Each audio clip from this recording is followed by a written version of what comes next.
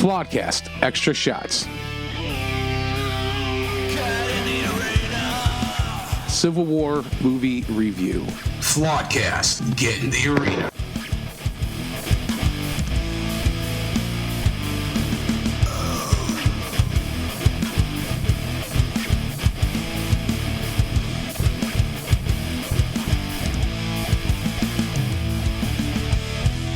Good morning, good afternoon, good evening. All our esteemed Flawedcast listeners want to welcome and thank everybody for tuning in for this brand new special episode.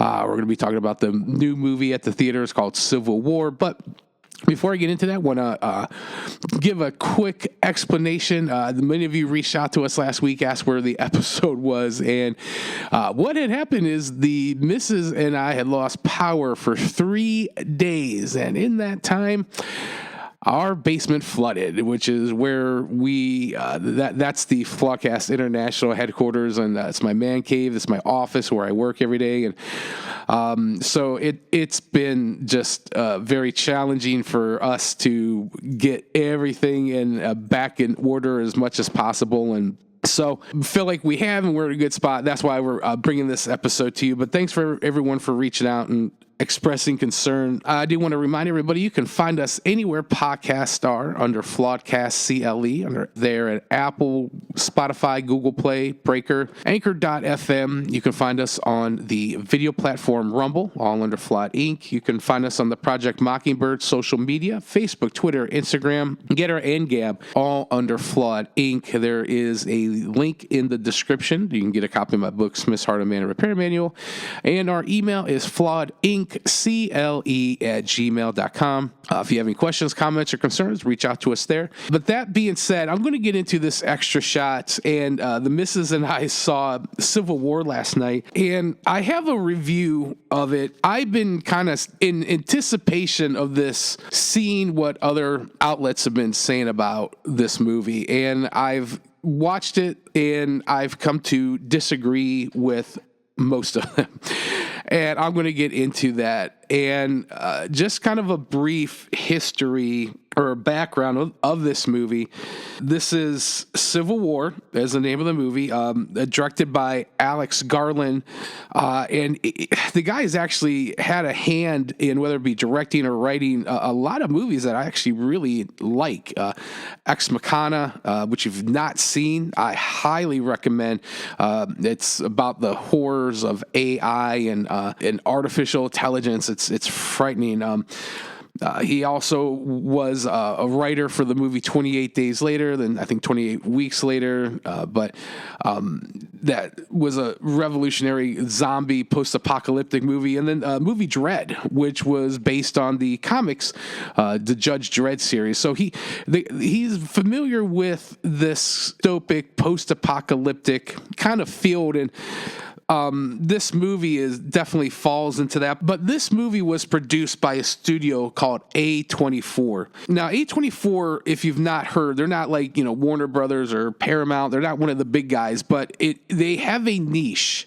And their niche is pretty much, they produce low budget, meaning that the budgets are very low, but they are highbrow and philosophical, primarily horror films. It's just interesting if you've ever seen any of their movies. One of their movies I really enjoy is called It Comes at Night. It's kind of, it doesn't allude to it, but it's kind of like a post-apocalyptic or maybe like a zombie kind of, you don't really know. It's, like I said, it's very philosophical, very highbrow, but it's an excellent movie. It makes you think, and I really enjoy that kind of entertainment. I like being challenged. I like having to think and having to make up my own conclusions, but this is A24's first step into big budget, wide release for their studio. And it's just kind of interesting to me that they would choose a movie like this. Just the name alone, Civil War, in a lot of regards tells you what you need to know about this movie. But that being said, I just thought it was a real interesting choice. Now, the basic premise of this film is that there is a civil war and that 4 journalists travel cross country to try to to interview the president, and it's just the journey of these four people and what they encounter along the way, and how it's supposed to change them, and how it shows a changing landscape in the country, which you certainly can see that. And I'm just going to come out and say this, there's going to be spoilers, so if you don't want to hear it, that's fine. The spoilers I'm going to give aren't necessarily to give anything away, but there is a lot of predictive programming in this film. If you have, I believe, just even a rudimentary understanding of current events and understand how civil wars, how coups, how uprisings, like real uprisings occur, there's a lot of subtlety in this movie.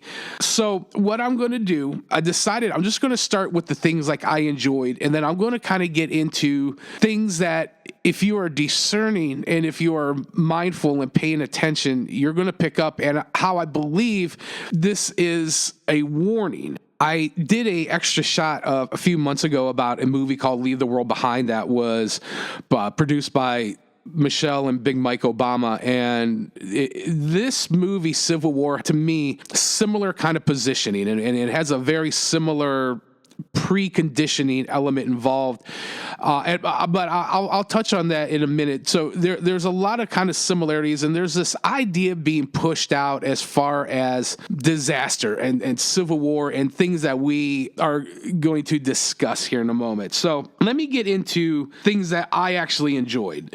So good things. And as I describe this, I'm going to get more into the details of the film, the cast and everything as we go. And then Alex Garland, I believe, vision and purpose for this movie.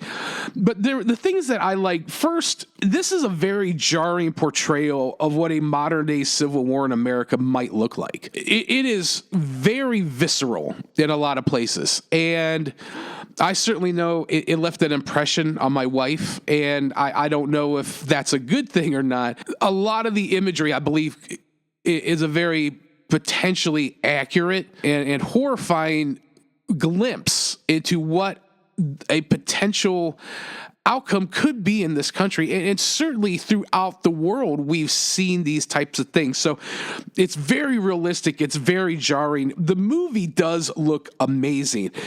There is a lot of care taking place with the cinematography, the scouting, the locations.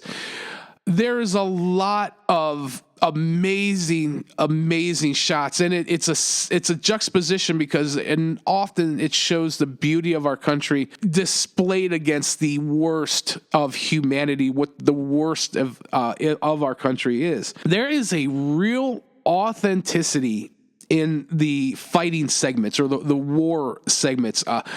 Probably easily off the top of my head, one of the most accurate that I've seen, at least as far as my non-combative participating self can understand and relate to. And then a lot of the violence and a lot of the imagery was absolutely haunting. And I say that not to glorify or to promote things that are hard to look on. I say that because if you're going to tell a tale like this, if you're looking at it especially as a deterrent, to be as authentic as you possibly can, it's necessary to tell, if you are a cautionary tale of what could happen and how to avoid it. So those were some things that I just thought were amazing, and this film did a really, really good job of. Now, if I were to compare this film, it's taken elements from a lot of movies that I really admire and appreciate.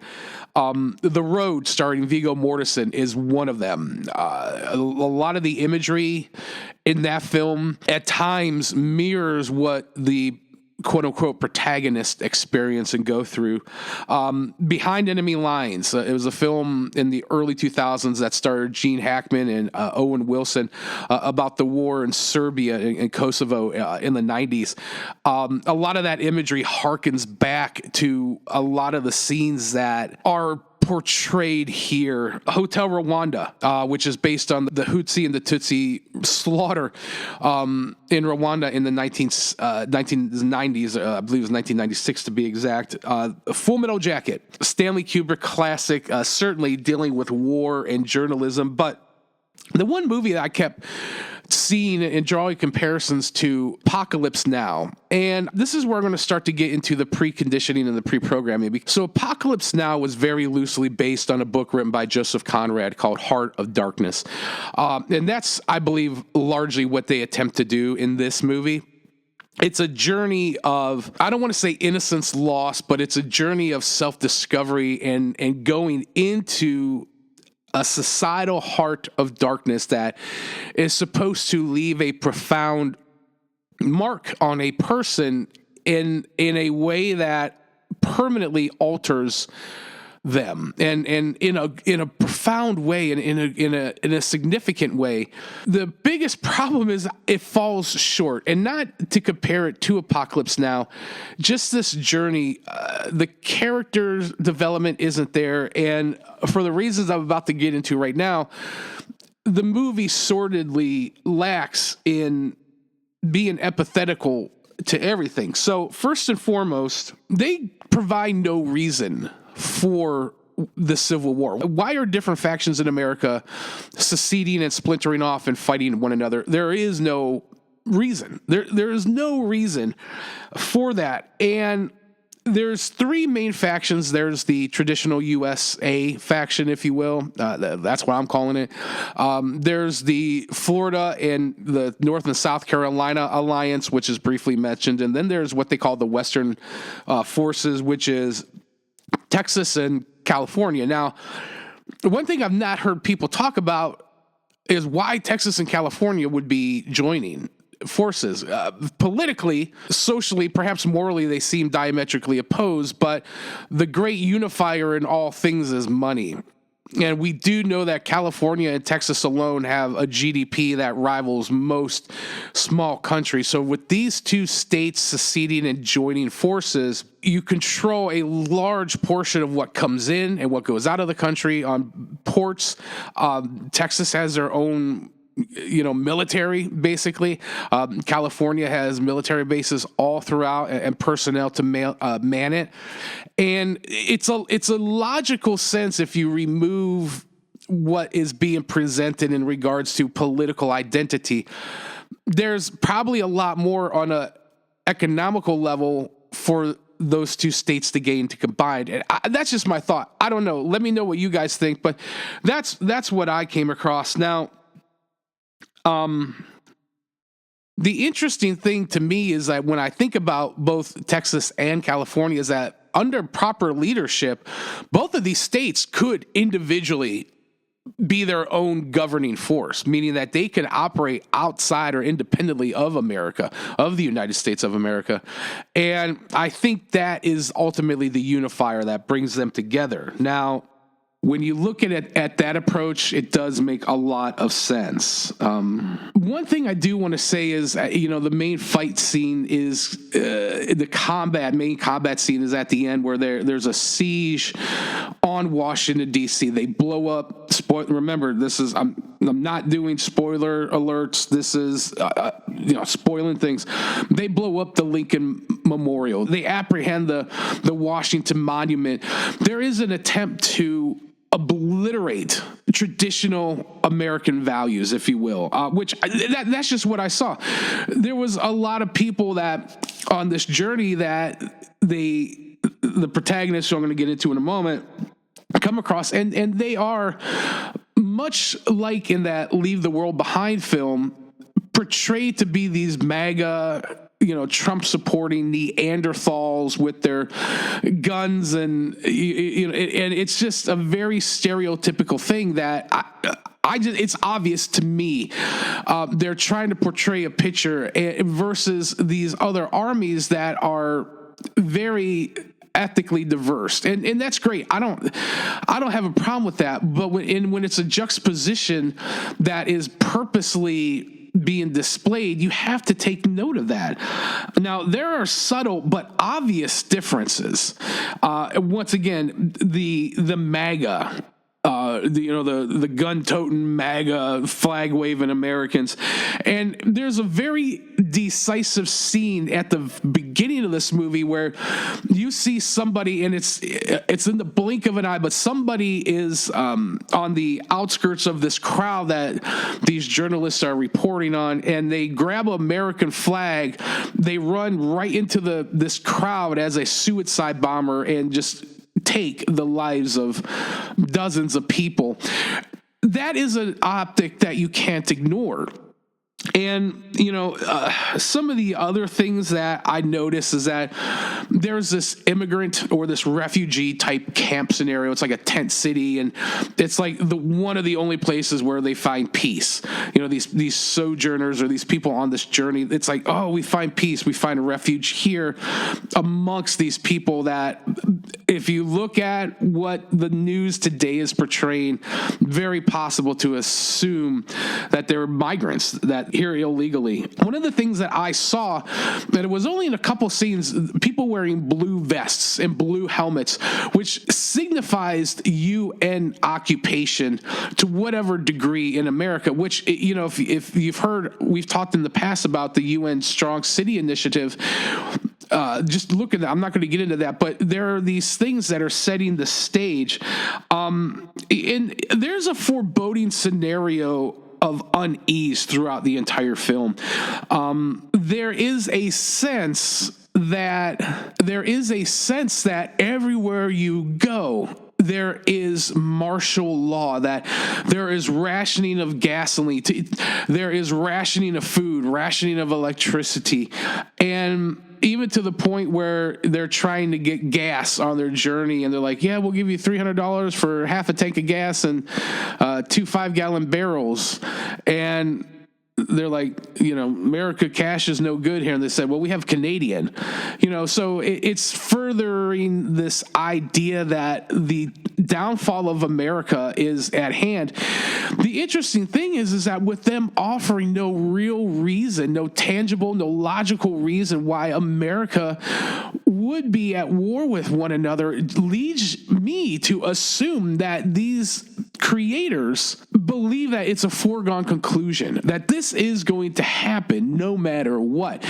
That in and of itself is quite startling to me. Now, I want to talk about the 4 main protagonists, if you will, which are a very interesting lot. And I've heard interviews with Alex Garland, the director, who said that, basically they chose journalists because journalists are supposed to be the harbinger of truth, and they're supposed to, have a standard of being non-biased. They're just there to report the news. And I can certainly tell you from my experience as a professional journalist for a couple of years, that is not the case. And it just seemed like an odd choice to me, if you were going to have an unbiased group, that you would choose journalists.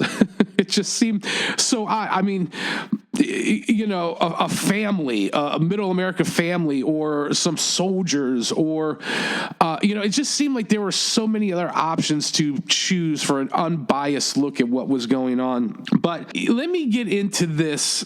So it stars Kristen Dunst as Lee Smith, who is a renowned war photojournalist from Colorado. She is said to be the youngest ever member of Magnum Photo's operative. The character first name is a reference to the famed World War II photojournalist Lee Miller, which sets her up to be like a righteous, stoic, stalwart person.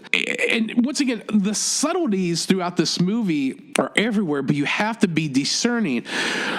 One of the things that they say about her is that she got her fame as being the first and the main photographer from the Antifa massacre. That's all they refer to it as, and it's very ambiguous. You could take that either way. Did Antifa slaughter a bunch of people, or were a bunch of people slaughtered by Antifa? I don't know. It's very ambiguous, much like everything else in this movie is. And she is this road-hardened, war journalist who has seen it all and done everything and photographed all over the world these horrible atrocities. And, at one point she makes this comment.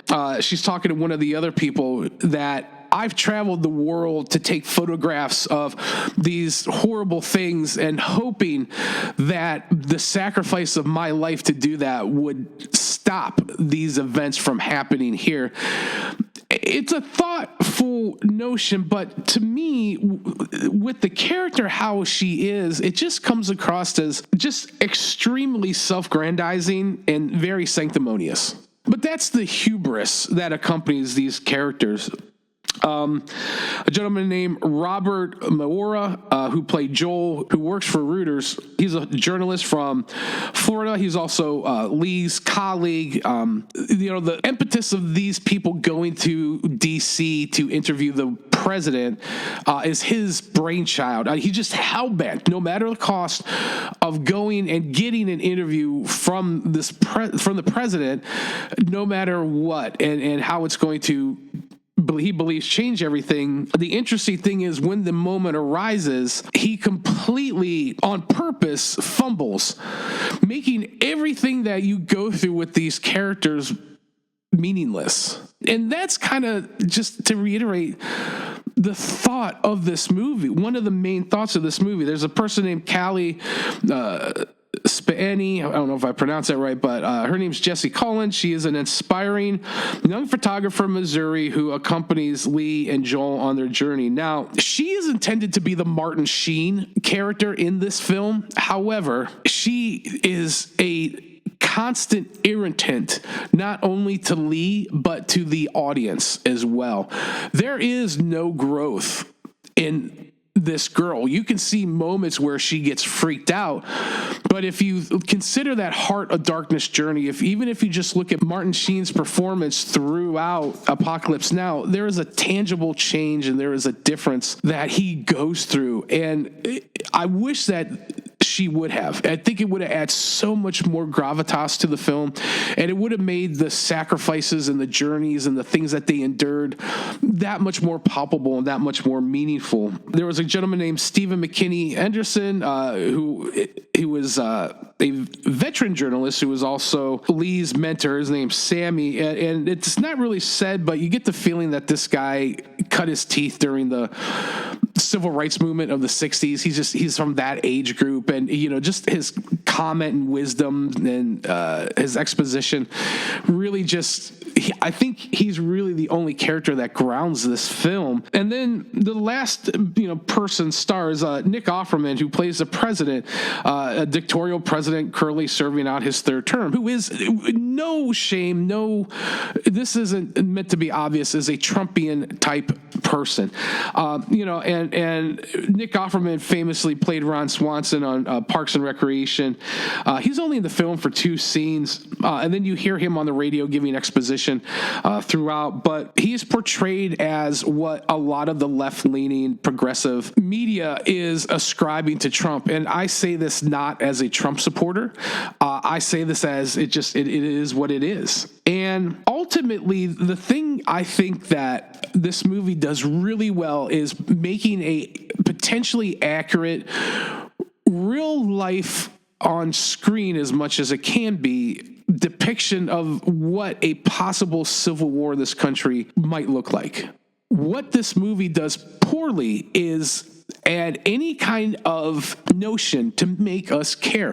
Why are they fighting? Why do we care about these people, these journalists who are supposed to be the heroes? There is nothing about them that I feel like is attractive or heroic or even that stalwart about any of them. Maybe Sammy, but I think that's just because he's older. Ultimately, for me, what this movie does is paint a picture. It pre-programs what, if you listen to any news, if you read any kind of mainstream outlet, from Fox to CNN, it's this idea of moving towards a civil war in America, which I'm adamantly against. I don't see a reason for it. We see scenarios playing out in our country that, if Trump were to win again, we've had such a huge invasion on the border that terror cells are going to raise up and just annihilate people. We see if he loses that, with all the tension going on in Russia and Ukraine, and now with Iran and Israel trading jabs, and Russia being an ally with Iran, there's a two-fronted war. We see the great potential of a lot of these people coming across the border, being able to enlist in the army, granting them citizenship, but we really don't know where their loyalties lie. And it's, once again, this idea going back to that UN Strong City Initiative, where the real potential of an event like this occurring, it's not unfathomable. And I believe that's the seed that this movie tries to plant. And, we talked about it many times on this podcast. There is this Luciferic belief that when you show people what the plan is and they accept it and they buy into it, that they derive power over you or over them. And that is certainly what I believe this is purposely trying to do.